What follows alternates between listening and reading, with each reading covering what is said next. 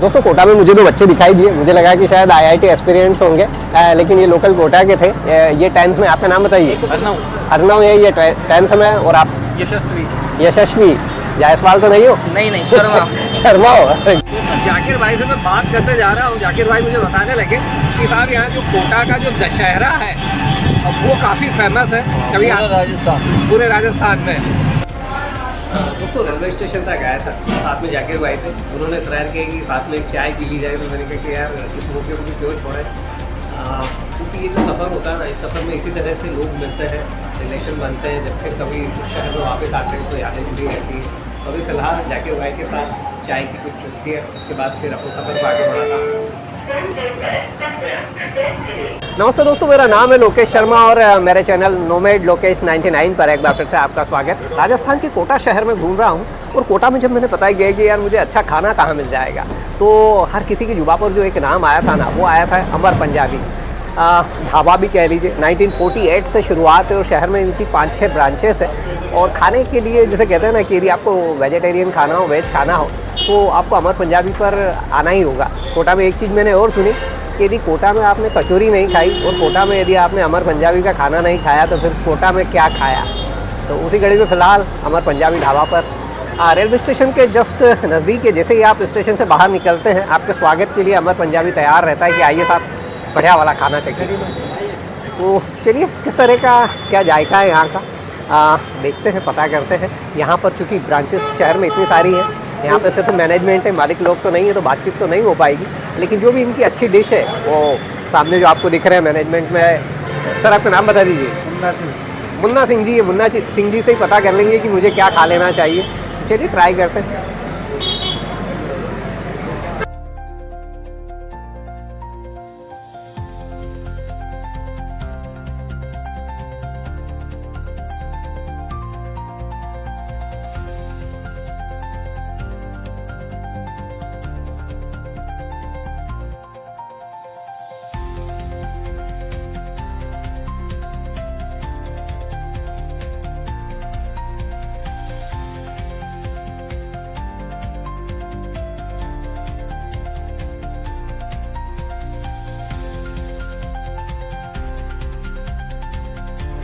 दोस्तों आज जैसे कह रहे हैं कि दिन शेड्यूल कुछ और किया था, तो जैसे कह रहे हैं ऊपर वाले ने पूरा जो प्लान है वो चेंज कर दिया। सुबह से बारिश होने लगी कोटा में और तगड़ी बारिश।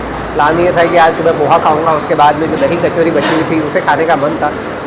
लेकिन दिन में 1 बजते भी बारिश रुकी नहीं थी, तो सारी चीज़ें चेंज हुई। अमर पंजाबी आज की अभी की लिस्ट में नहीं था, मेरा शाम का था। लेकिन मैंने सोचा कि नहीं ऐसा ना हो कि फिर से शाम को बारिश आ जाए, तो उसके चलते फिर मैंने सोचा कि दिन में ही इसे निपटा लिया जाए। दोस्तों यदि इनका मेन्यू देख रहा था मैं, अभी रेट की बात करूँ तो इकोनॉमी है। ऑन एन एवरेज जो पनीर वाला जो सब्ज़ी का प्लेट है वो करीब 250 रुपीज़ के आसपास है, ±10%। और यदि इनकी ब्रेड्स की यानी कि रोटियों की बात करूँ तो 18 से 20 रुपए की रोटियां हैं, और जो नान वगैरह है वो 50 से 60 रुपए के आसपास। तो ऑन एन एवरेज एक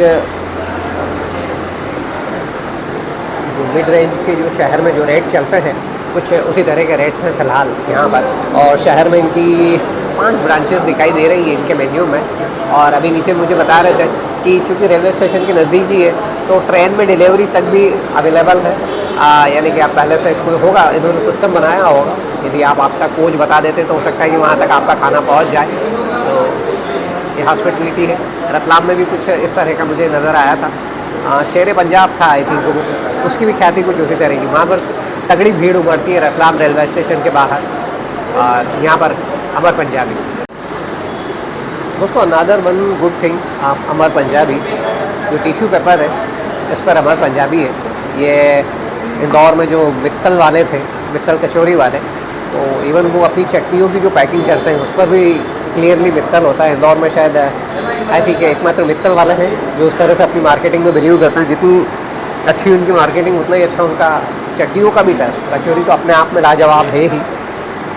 और फिलहाल मेरे सामने खाना आ गया है, दिखाता हूँ मैं आपको। सिंपल सी एक अपने लिए तंदूरी रोटी बटर वाली और बटर पनीर मसाला। मैंने उनसे पूछा कि आपके यहाँ क्या खाना चाहिए, तो जनरली जो BPM होता है ना, बटर पनीर मसाला, वो सजेस्ट करते हैं, वो मैंने बुलवा लिया था। ये बटर पनीर मसाला था, तंदूरी रोटी और सैलेड आ चुका है साथ में छोटा सा। चलिए इसे कंप्लीट करते हैं। खाते खाते आपको इसका स्वाद भी बताता हूँ। कोटा से मुझे उम्मीद थी कि स्वीट बेस पे तो नहीं होगा, डेफिनेटली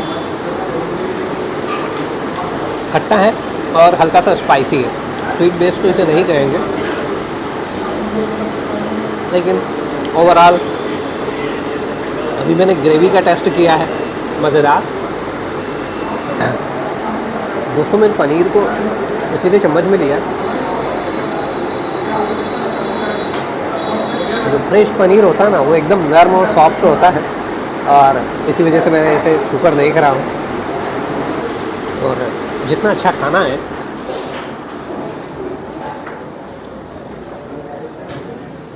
यहाँ जो स्टाफ है वो कम्प्लीटली ट्रेंड, और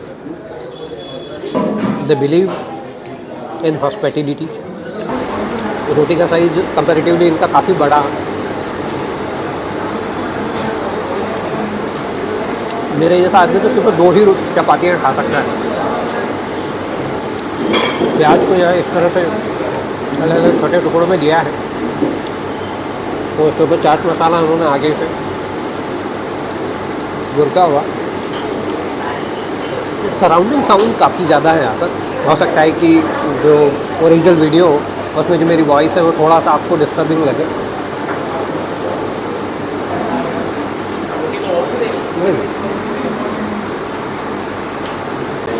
यदि चपाती की इनकी बात करूँ तो मुझे प्योरली आटे की लग रही है। यदि मैदा हुआ भी तो बहुत थोड़ा मैदा होगा।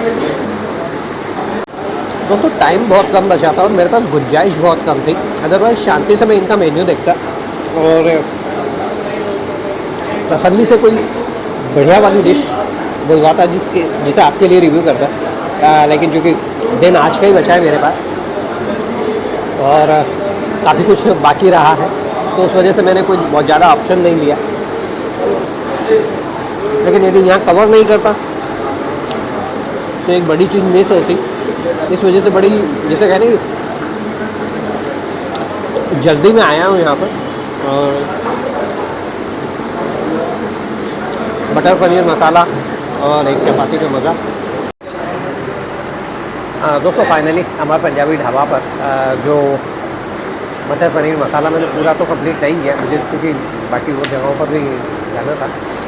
एक रोटी दी मैंने, और जैसे कहना है कि जनरली जो इस तरह के जो ढाबे या इस तरह के जो रेस्टोरेंट होते हैं, ढाबा तो इसे नहीं कहेंगे, ढाबा शायद उस समय इसका नाम रखा गया होगा, लेकिन अब तो एक प्रोमिनेंट रेस्टोरेंट है शहर में। तो व्यवस्थित खाना, मज़ेदार खाना और कोटा है तो ऐसा मिस मत करिए, बस इतना ही कह सकता हूँ। क्योंकि जब कोटा कहता है यहाँ खाना चाहिए। पंजाबी ढाबा से इस व्लॉग पर इतना ही। यदि आपको मेरा व्लॉग होता है इनका खाना, डेफिनेटली इनका खाना अच्छा ही है। जब आप कोटा आएंगे तो आपको सजेस्ट करता है कि आपको यहाँ खाना चाहिए। नाम फिर से भूल गया मैं, मुन्ना सिंह जी थे साथ में। और इस व्लॉग पर मेरा व्लॉग और साथ ही यहाँ का खाना, दोनों चीज़ें आपको अच्छी लगी हो तो मैंने लाइक और शेयर कर दीजिएगा। और यदि अभी तक आप मेरे चैनल नोमैड लोकेश 99 पर नए हैं और आपने इसे अभी तक सब्सक्राइब नहीं किया तो सब्सक्राइब कर लीजिए।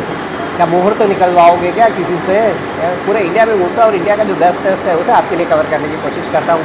और उसी कड़ी में फ़िलहाल कोटा में था, हमारे पंजाबी ढाबा पर था, रेलवे स्टेशन के नज़दीक इसका लोकेशन। शहर में 4 लोकेशन और चलिए लेकर चल रहा हूँ तो आपके किसी अगले डेस्टिनेशन पर। तब तक के लिए अपना ख्याल रखिए, अपने अपनों का ख्याल रखिए।